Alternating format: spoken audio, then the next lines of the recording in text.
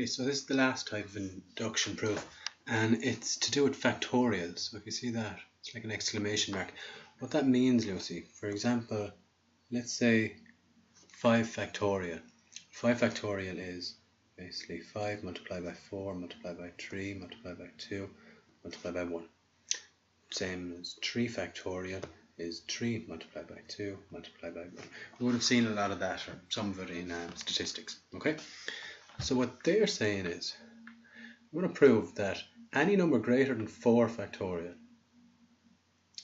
is greater than 2 to the power of that number. So if I put in, let's say 5 here, so 5 factorial should be greater than 2 to the power of 5. They want us to prove that.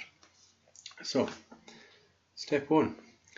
Usually we prove for n equals 1, but in this case, look, it says prove this is true when n is greater than 4. So it might not work for 1. We just have to prove that it works when n is greater than 4. So let's test for 4. So 4 factorial is greater than 2 to the power of 4. And let's see. 4 multiplied by 3 multiplied by 2 multiplied by 1 is greater than 2 to the power of 4. And that's 16. Now 4 by 3 is 12, by 2 is 24.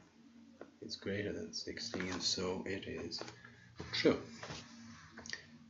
The next step, assume true for n equals k.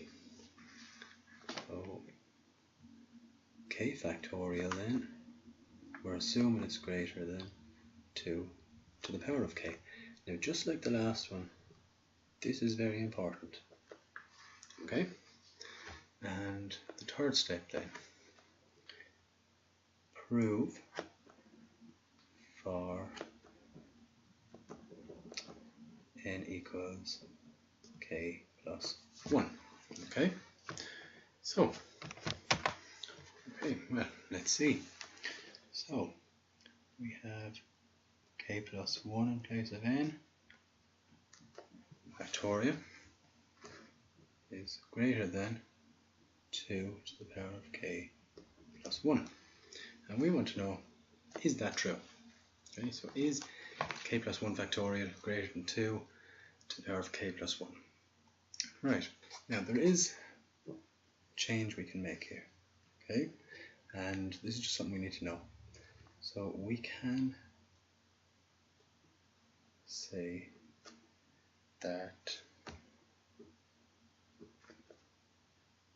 this is the same as this. Okay, so we can put, so k plus 1 factorial is the same as k plus 1 k factorial. Okay, same thing, and we're going to write it like that.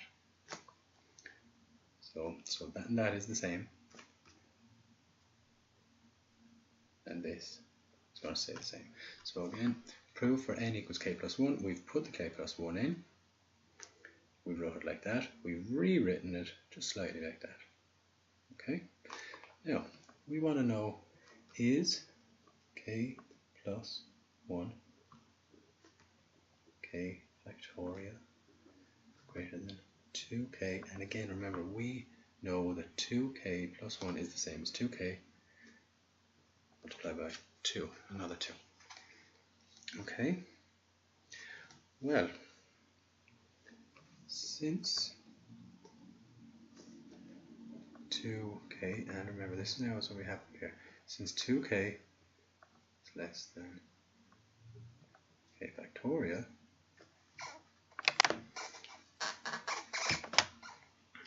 so we know this, okay? We know k, or we've assumed, sorry, that k is greater, k factorial is greater than 2k. We've assumed it up here. Now, so since that's true, we could also assume then that I add k plus 1 to both sides, okay, this is greater than 2k, and again k plus 1. So since I've assumed that's true, it's fair then to assume that this, adding in these k plus 1s on both sides, is also true.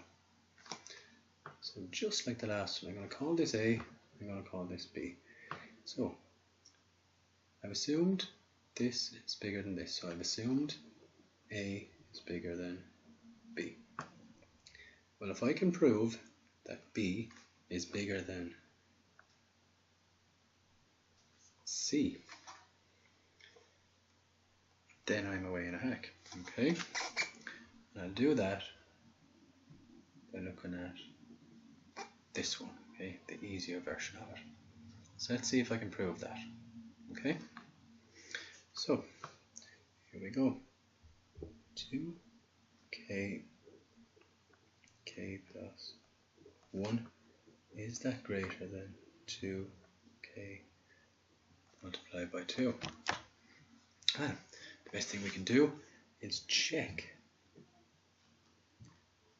when k equals 4. Okay, so we're going to take that 4, we're going to check it.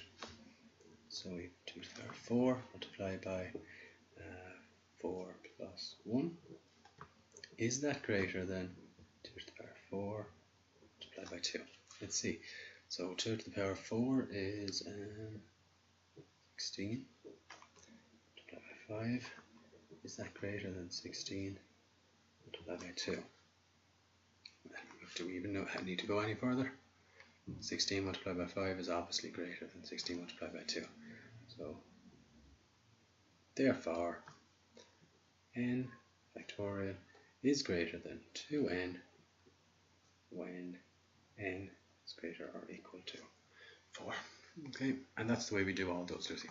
Just like the inequality one, really. We're assuming that's true. We work it out. Okay, so we work out the n plus 1, but then we take that back in and we start adding the k plus 1, and we've proven then that A is greater than B, and all we have to do is prove that B is greater than C. If B is greater than C, then obviously A has to be greater than C also. Okay.